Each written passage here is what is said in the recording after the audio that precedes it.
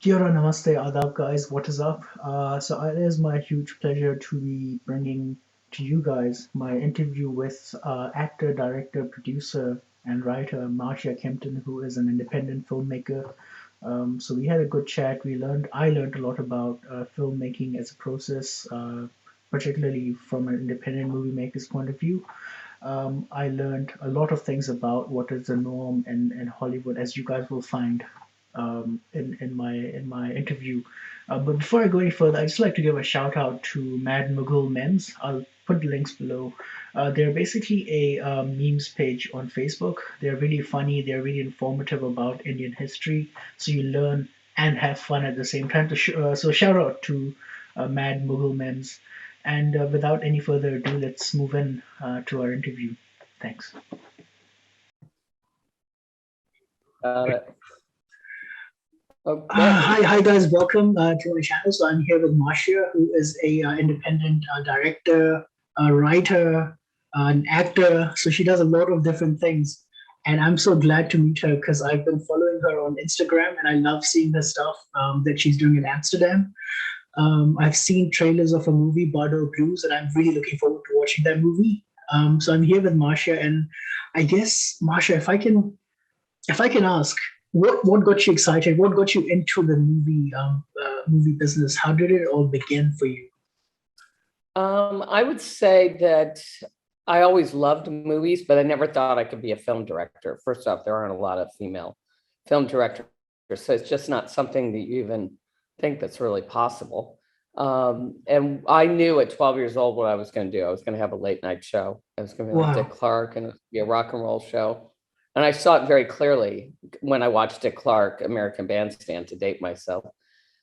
And I went out to Hollywood when I was 22, and I started I produced my first rock video in college, and I got an internship with the Today Show when Jane Pauley was really big. She went to Indiana University, and she said, I wouldn't consider going on camera. I would think more that you're a really great producer, because she had saw me produce this big event at our university.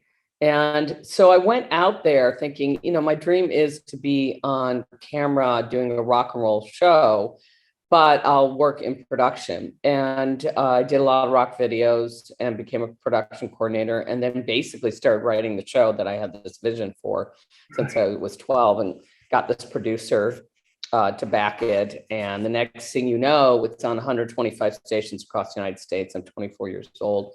And he has effectively put his name on it. I didn't know what Writers Guild of America was. And then he basically takes me from this big office where I had written everything and pitched it and helped get it sold, into a closet, and took out file cabinets. So that was like my first Hollywood moment. Here, someone stole my idea, and I wasn't on camera. He wouldn't let me be on camera because I didn't highlight my hair. I mean, that was crazy. Wow. And I had written the whole thing. So I moved to New York and thought, well, go on Wall Street and I'll make all this money. And that didn't really work out perfectly. So basically what happened is it took me almost 8 years to get on camera. And it was when I was married and I had a child, I moved to San Francisco from New York. And when I finally got on, I talked about music, which was my favorite thing. I talked about great restaurants, where to travel, that kind of thing. They didn't have it on the morning show.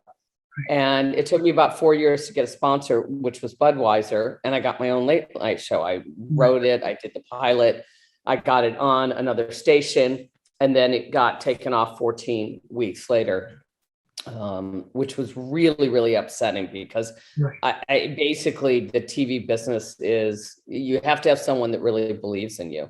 And I was really proud of these shows. It was called Live from the Starlight Room.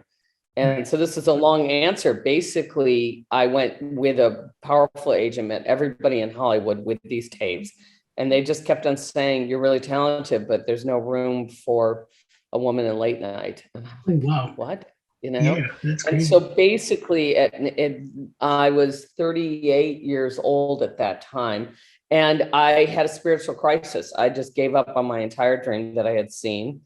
And I really went to study this mystic called Emanuel Swedenborg and Buddhism, which is the basis of the movie Bardo Blues. And it wasn't until my father passed and I inherited some money that did I think, well, I tried all these different versions of this character, and this dream I still had for this late night show was, it was more comedy because I really love comedy. And to be a late night host, you had to be comedic. So you make Right. up these kind of comedic short Right. segments, which I have on my Instagram. Right. And basically, I set out and watched David Fincher, Social Network, 8 times, mostly Right. without the sound, Right. because I thought it was the most boring subject, Facebook. And he Right. made this movie so interesting. And Right. I self-taught myself how to write a screenplay, self-taught myself how to direct, and went out and went with this character and this dream of a late night show and created this movie called My Reality. And it went Right. nowhere. And then again, still kind of broke, but always trying to take some of this inheritance money and put it towards my art. I came up with this idea called Bardo Blues, based Right. on my spiritual studies, this mystery in Thailand. And we shot it in Chiang Rai and Chiang Mai in 2016. And that went on to not get into any of the major film festivals. And everybody that saw it loved it. And so I just started submitting to small, and we got 40 awards. Right. And we got a distributor, and it's on Amazon, but it's not on every country. So I'm kind of curious to know if it's in New Zealand, if you can get it, because I can send you a link if you can't. But perfect. I'm really proud of that. Yeah. And now today, I went out to do American in Amsterdam, which was a movie originally, but then COVID hit. So I made it into a TV pilot. Right. And because you could do anything, I couldn't finish the movie. And that wasn't really, Hollywood was pretty dead during COVID, unless you're really famous. And I'm an independent filmmaker. So then I went out now recently with American Abroad, that I know I'll sell to a streaming platform. Excuse me. And basically that is the same character, this fictional character woman, a lot older, who gets a fake travel reality show. And my idea in creating that was to get people back traveling without fear. And we just traveled to 6 countries. We went to 4 countries, and we did 6 different cities. And then it's about her relationship with this man, but she's still aspiring to have a late night show. So, even at an older age.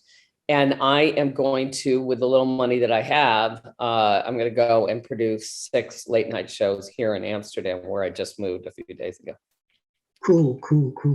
Long-winded answer to your question. I love it. No, that was very good. And I guess what I want to ask is it true that if you want to get into films, you have to move to LA? Or I don't know. Is that something that you have to do as someone in movies or show business? I will say that most of my crew is from LA. I mean, now I have some Dutch people since doing American in Amsterdam. Right. The issue is that's where most of the work is. Right. So if you can sustain a living someplace else, I highly recommend it, because I think LA is very tough. And even if I have really talented people on my team, right. But my cinematographer is based out of Fresno, and his brother. So he does a lot of LA work, but he does work all around the world. Because I think since we became a digital virtual place, he's been doing that for years. I found him on Google, and he's turned out to be one of the most amazing cinematographers, along with his brother. Right. So it's interesting. Like, he went to Thailand with me, went to Amsterdam with me, just recently did all these countries, and then also went to San Francisco, and I did my first film. So my feeling about that, because LA for me is very difficult, even though I've lived a total of 7 years there, I gave it a second chance after leaving in my 20s. And that's where I met most of these people on my team. It's great for the beaches. It's great for the sunshine. It's great for that. If you really want to do something, there are a lot of people that will do favors for you, because you create this networking community, and everybody wants to be working.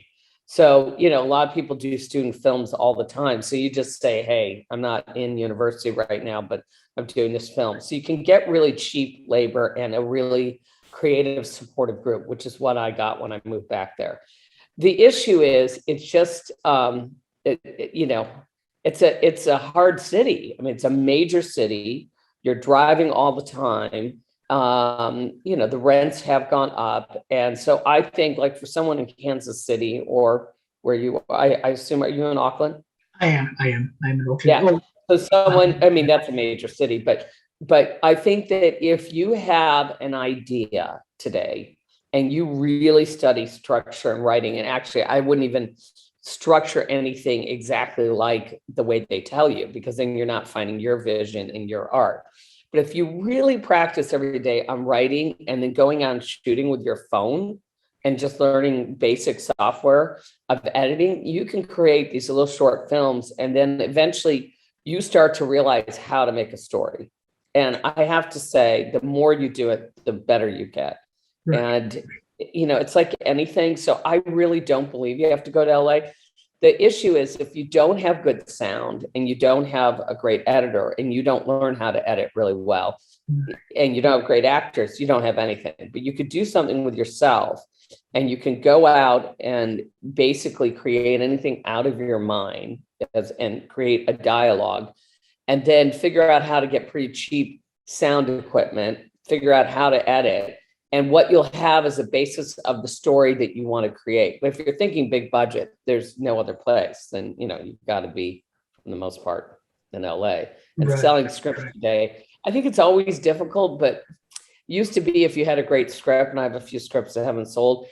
If you had a great script, and I have one called Dharma Drive that I want to shoot in India, and I don't know, they used to pay, God, $1 million or $2 million or two for a great script, and they just don't anymore. You have to get an actor attached. You have to have maybe a producer. It's a lot harder to get your own scripts done.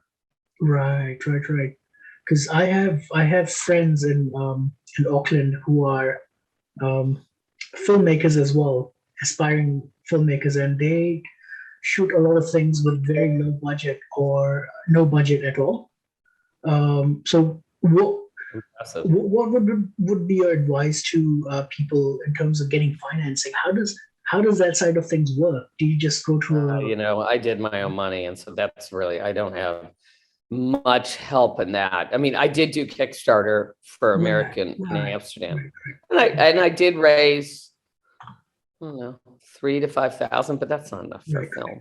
Right. And, and I'm not big on social media. I mean, we just started building, really recently because I'm going around the world. So I'm asking people to sign up. But I think that's the hardest part is the financing, That's why if you can create a small short film and submit it to film festivals and get known that way, it's a really, really good way to get noticed and to put your laurels like we did on our trailer. You put the laurels on and people will start to notice you. And there's a lot of forums now since COVID.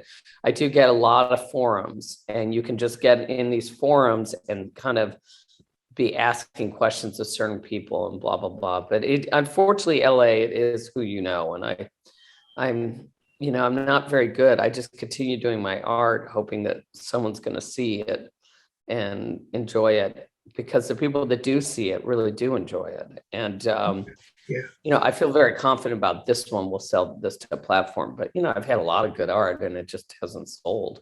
It's very frustrating. It's I mean, I have been making YouTube videos basically of myself with my music and things, and it took a few years before anyone started noticing anything at all.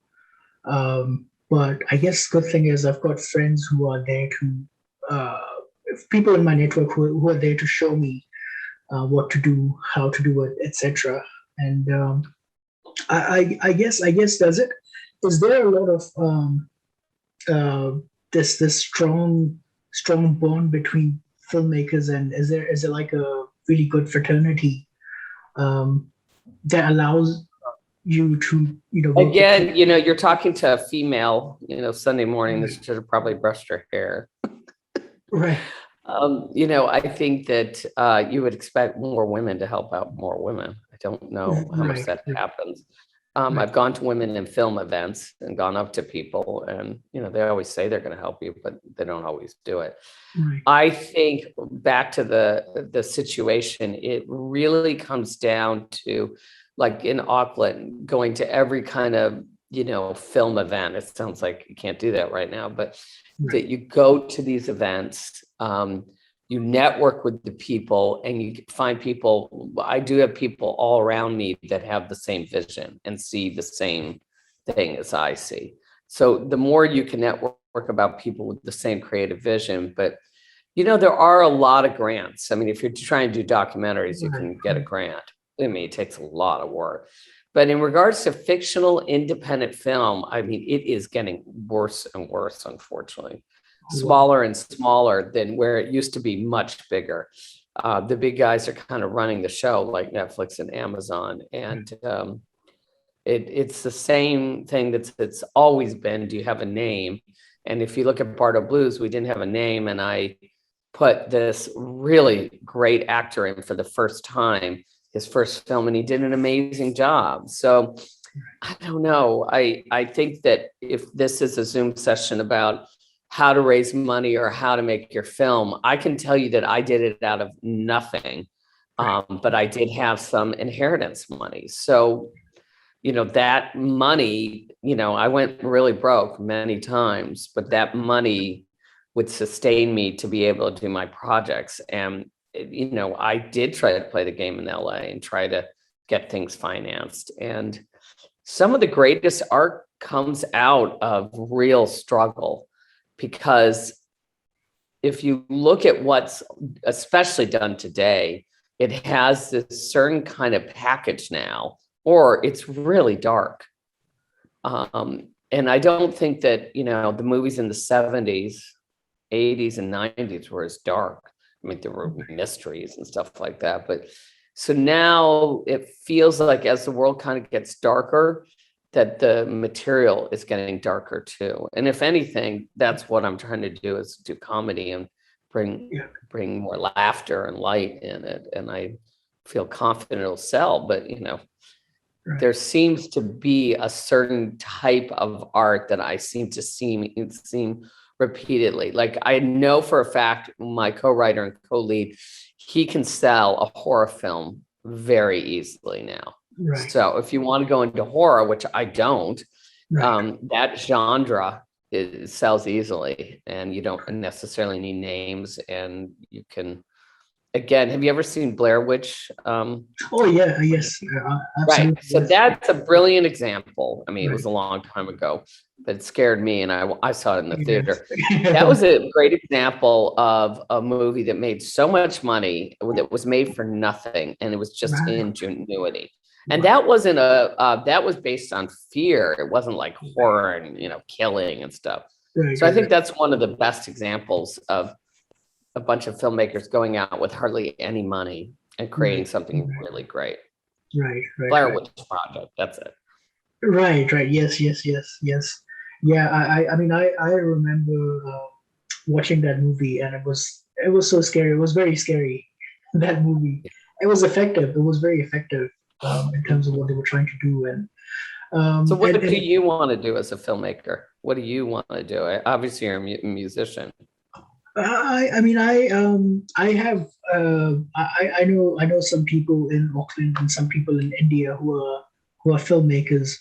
So as someone who writes, I am interested in writing, small screenplays and things like that, and hopefully have someone.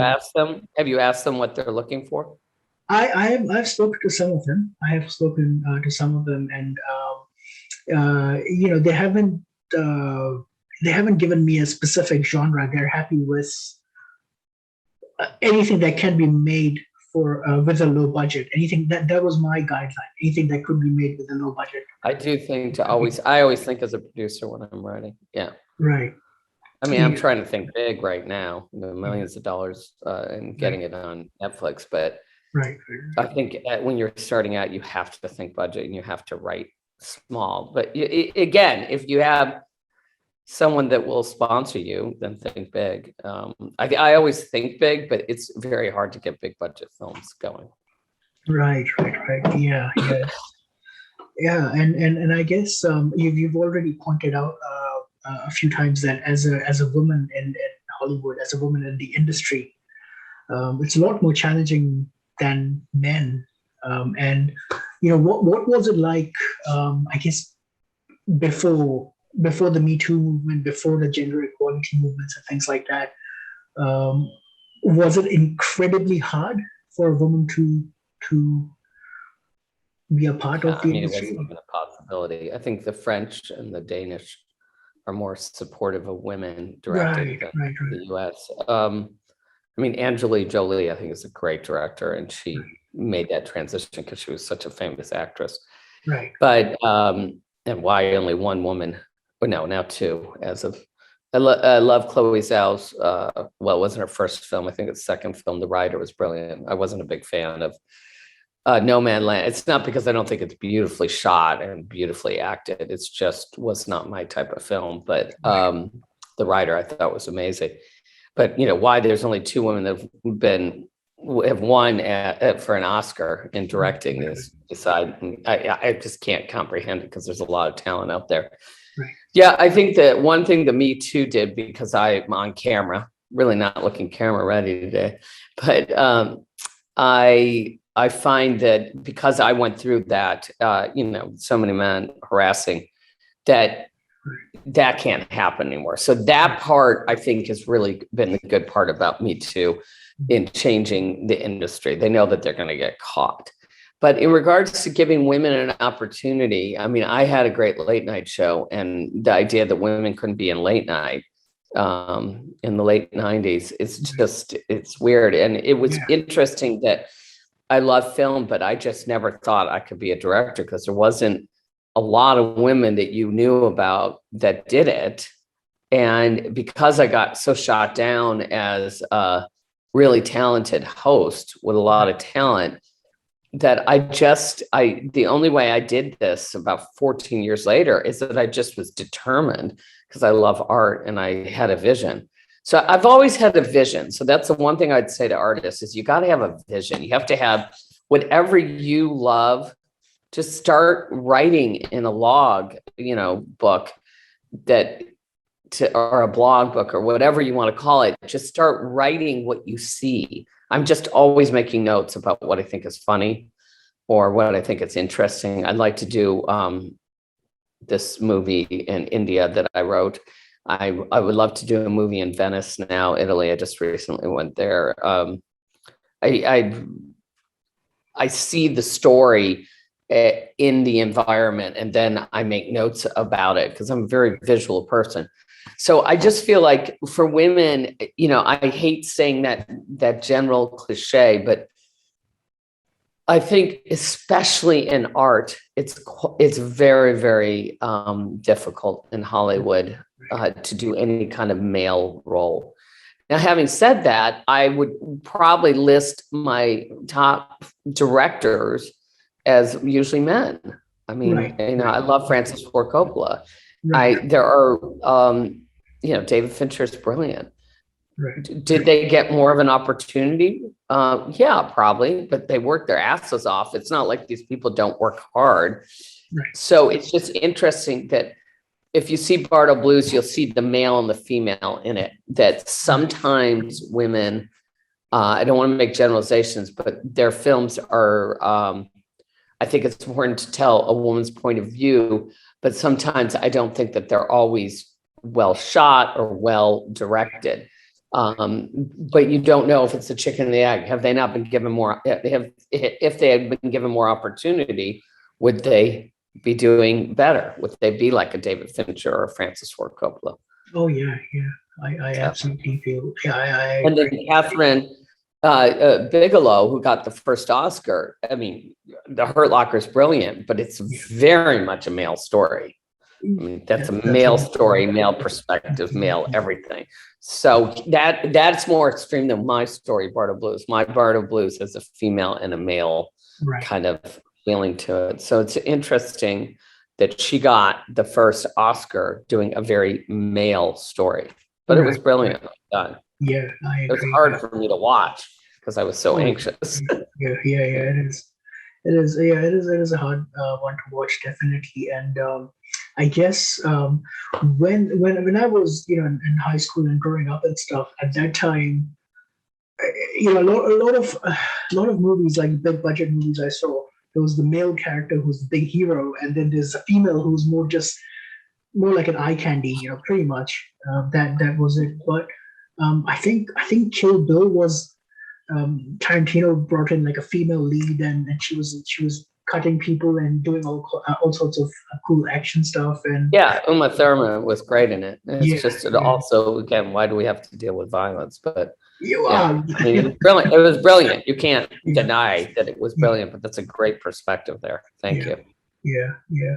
That was interesting. And I guess, what I would like to ask you is, if you have an advice for young females who want to direct movies or produce or write, what would your advice be for Well, I would go on the newsletter, Women in Hollywood. I think that this woman that created it, I don't know why I'm going blank with her name.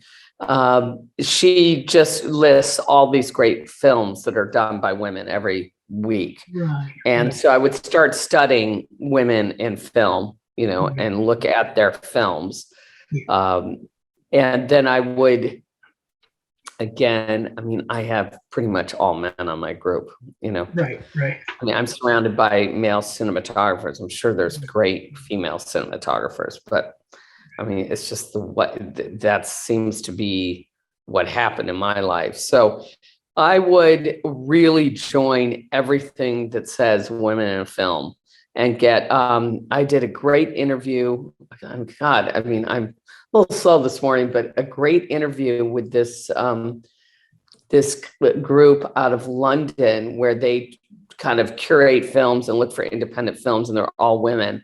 So I would really research as many opportunities in that area. But I will say that I went to a short, I think it was 12-week NYU extension school for film. And I think that it really is important for a woman to get those technical skills to understand. I think for directing, the best thing you could probably do is take an acting class, because you need to understand how to talk to the actor. I had already taken Lee Strasberg because I always wanted to act. And so I think that you need to know how to talk to the actors. I think you need to know how to talk to the cinematographer. And if you have great cinematographers, which I do, you find a great location, and then they always make it more beautiful. They always do. But I think one of the things for women is they have to have a clear vision. I'm a very strong person.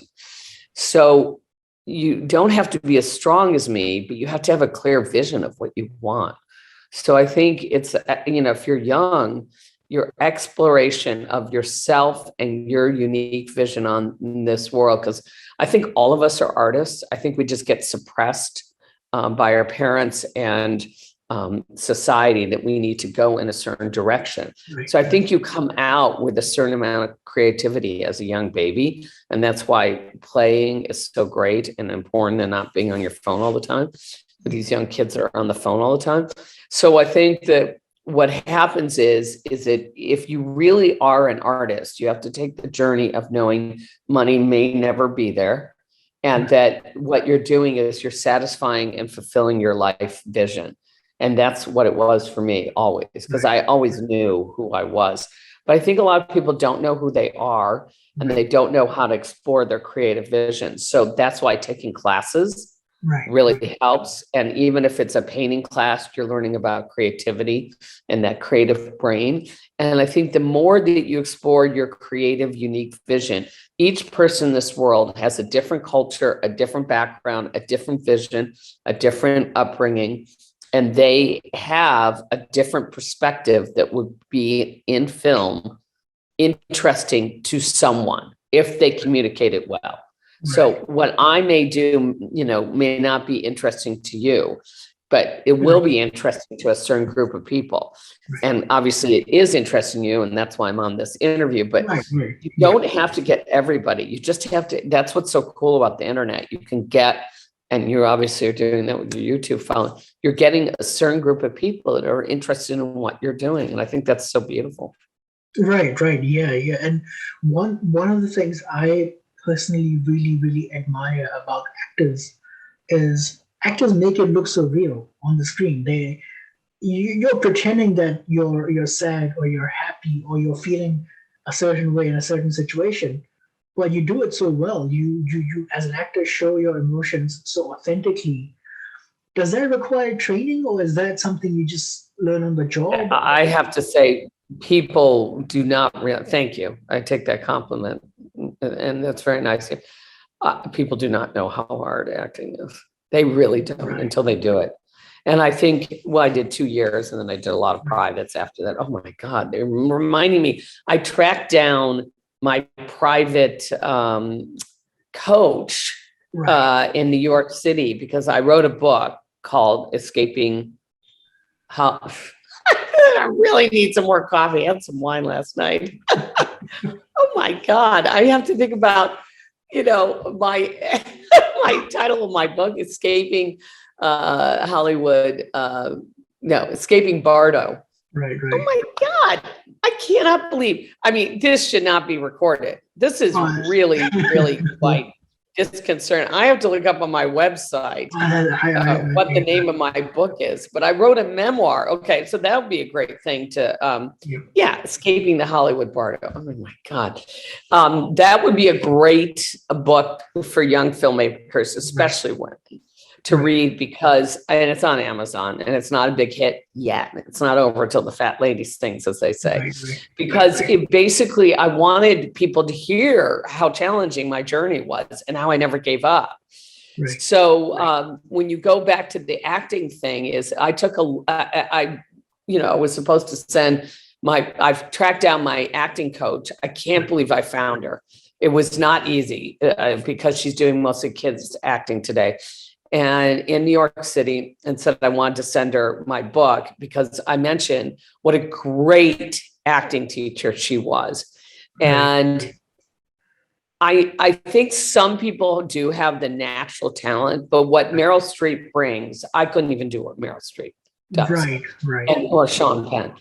Excuse me. I could not. I think I want that challenge in my life to have that hard of a role before I die, because what they do is they literally almost morph into those people that they decide to be. But with me, it's just an extension of my character, okay, an extension of me.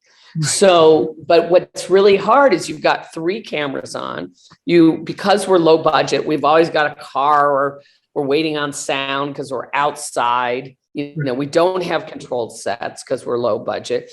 I'm dealing with sometimes actors that aren't as good as me. My co-lead right now is phenomenal. So I never have to worry. He's always got his lines down. He's always authentic. So one of the hardest things as an actor is to play off actors that aren't as good, because then they bring, you have to keep your authenticity and be good. I love people. So I love going and interviewing people and talking to people. So that's kind of staying in the Marcia character. But what is interesting is that until you act, you have no idea how hard it is to keep your concentration on your lines and authentic, and to have this mini set that I've created personally. It's actually the thing I least enjoy because it's so challenging.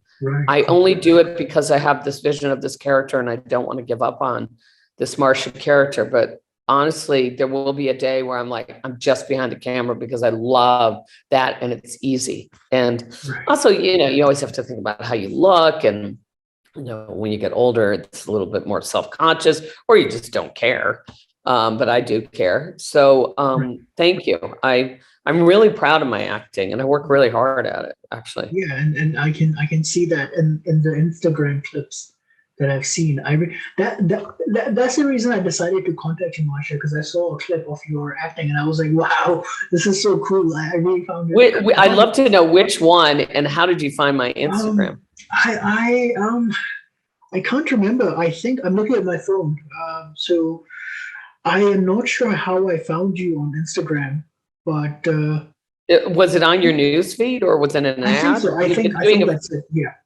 Okay, we've been doing a little bit of ads. I just feel Right. like I'm giving Mark Zuckerberg more money than he needs. Right. He already has 10 houses. So Right. sometimes I wonder if this money is just being wasted. But then if it happened to be an ad and a clip, then, well, look how cool this is. You're in New Zealand. I don't think I have that many. I've been to New Zealand. I love It's a nice Queenstown. place. Yeah. But it's such a beautiful country. But what I was going to say is, here's a perfect example why I would want to pay. But you don't know if it was a promoted ad or if it was just on the news feed. I can't remember. I really can't remember. And do you follow filmmakers? Is that what you look at often? Yeah. I like following artistic people. So filmmaking, writing, music. I follow. Okay. So do you remember which clip it was that you saw? I think it was the one you start by saying why do I date a-holes or something. I can't remember exactly, but it was something. Why do I date assholes? Yeah. I think that was it.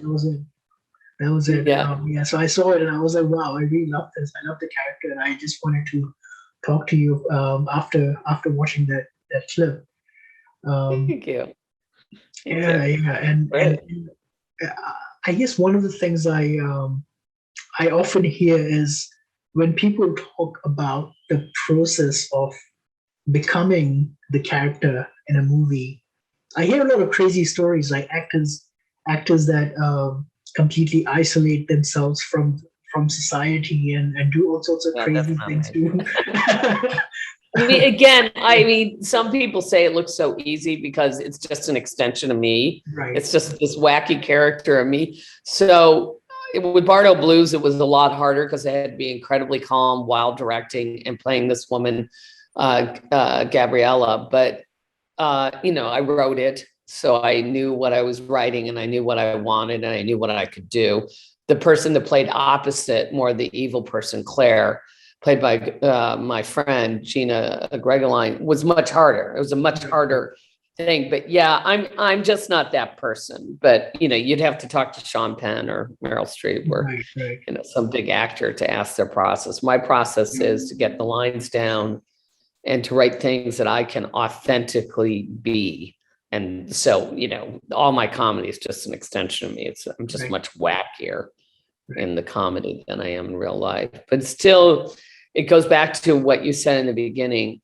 People don't realize how hard it is to be really good. Because what it takes is, and if you are an actor listening to this, boy, I say study and do every play, do every short film, do everything that you can work with. Because it comes down to, in the end, when the cameras are on, how relaxed you are.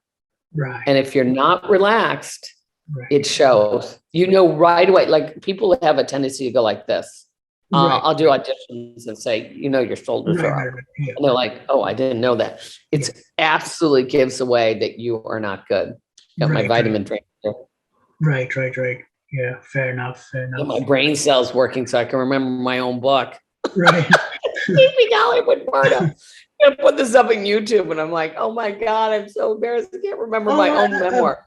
The most painful thing I've ever done is to remember all the rejection I got in Hollywood. It was so painful. But the only reason I wrote it, outside to just kind of, there's something very clearing when you write your own story, even if nobody ever reads it. And a healing. It's a very smart thing to do your life story and then put it in a box and say, okay, that chapter or many chapters are done. The only reason I did it was to inspire young women, like you said, or any woman, actually, any person, to inspire to never give up on your dream. I've never given up on my dream. And, I'm not famous yet. I may become very famous because finally someone will see that I've got the talent, that I had to come to know my own self instead of constantly basing my self-esteem or reality based on Hollywood's rejection.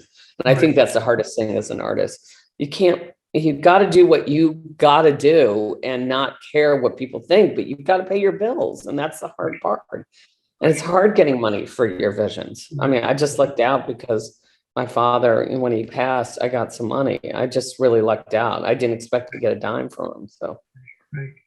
Yeah, that's really interesting because I know I watch a lot of like a lot of people, I watch a lot of Marvel movies, and for example, I really like Robert Downey Jr. But what I've heard, and I don't know how true this is, but before he became Iron Man, he was still struggling, and it wasn't he wasn't such a he was quite well known, but he wasn't like a mega star that he became after um, those Iron Man films. But I do. what's your point there? I mean, he definitely was a well-known, independent, Absolutely, respected artist, but yes, he wasn't as huge as what that series. But what is your point about that? I guess it's a very tough business. It's very tough. One of the toughest industries, I would say. I mean, the only people that make it are people that, well, Brad Pitt had it easy and Julia Roberts had it easy, but most people, it's not easy. Right. But you love what you do so much that it's not easy working at a coffee shop sometimes. Life is not easy, but when you're an artist, I think the struggle to continue to do your art, regardless of making money, is the hardest thing. Film or sculpture or photography or music, it's the soul of who you are, and you just got to keep doing it. And that's what you do with your music. Right. Cool. So just the last question I have. I really admire actors, but I also really admire stuntmen because they do a lot of crazy things. So, in your movies, have you had much use of stuntmen, or are you okay? No, we don't even have insurance. All the people to give you an idea of how much an independent filmmaker I am. We just went to, we did Turkey, we did Cappadocia, Istanbul, then we did Hydra, Patmos, and Greece. Then, because we couldn't get into South Africa because of the virus and some of the violence that was going on, but we're going to go in November.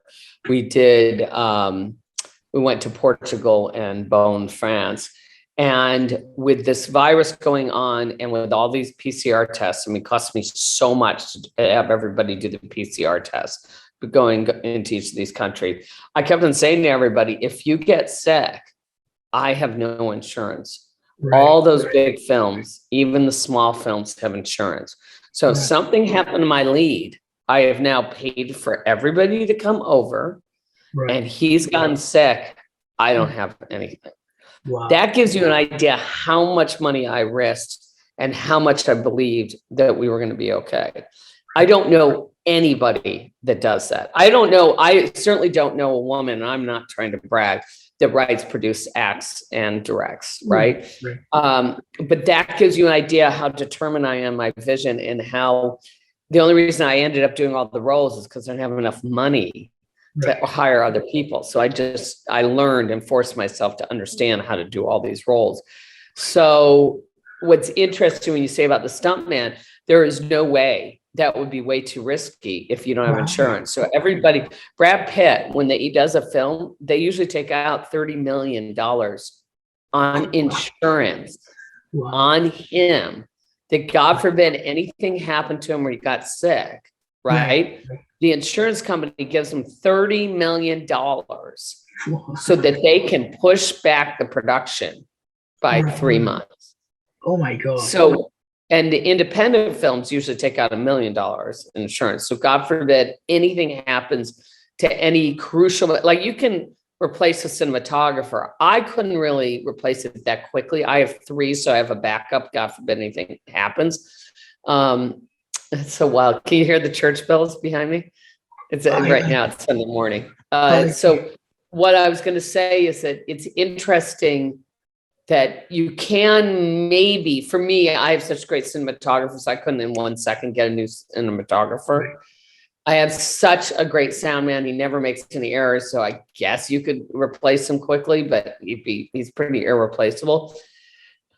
My lead, okay, if something happened to him, my whole thing was screwed.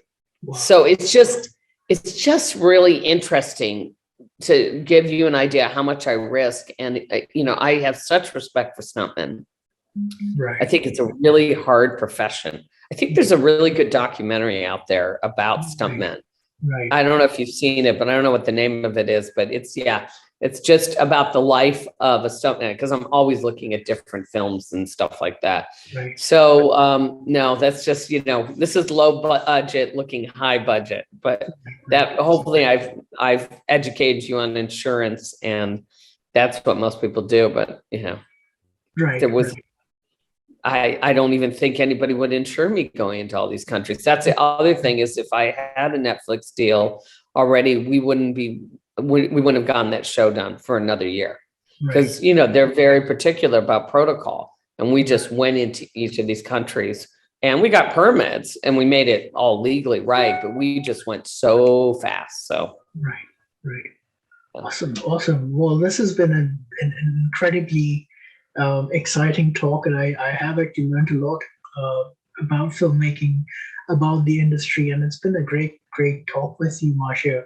Oh, well, I'm so excited that you found me out of the blue, and that you're an inspired artist. And if I helped inspire you or anybody else saying, it's great. I don't know if I want to record myself Sunday morning, but I just got out of bed, got a cup of coffee, was excited to talk to you, and hopefully it was informative. And again, the name of the book is Escaping Hollywood Bardo on Amazon, and the Bardo Blues. Let me just put out there, you can Instagram me or Facebook me at Marcia Kimpton, and I will send you my personal Bardo Blues link if you cannot get it on Amazon. It was distributed a certain amount of countries. And follow me on Marcia Kimpton, MarciaKimpton, because you know, my vision is American Abroad is to unite everybody through travel and culture. So and I'll be doing these late night shows. So I'm definitely looking for unique artists for these shows. You know, some of it will be virtual, some of it will be done live. So. And I'll include all the links below to your Instagram, to your Amazon as well. So thank you so much. I really appreciate you taking the time. It was an absolute honor. And I wish you all the best with your current project. And it would be great if we could, I don't know, when the borders open up, I would definitely love to meet you and shake your hand. That's great. I'm really glad. Maybe we'll see you in Amsterdam. That's my new home. or you could come to Auckland. I mean, whatever. Yes, I do want to film. I definitely want to film in New Zealand. That's on my list. Great. That's awesome. Well, look, thank you so much. Thank you so much, Marcia. And we'll see you later. Thank you so much. Okay, thank you for Take care. Bye. Bye.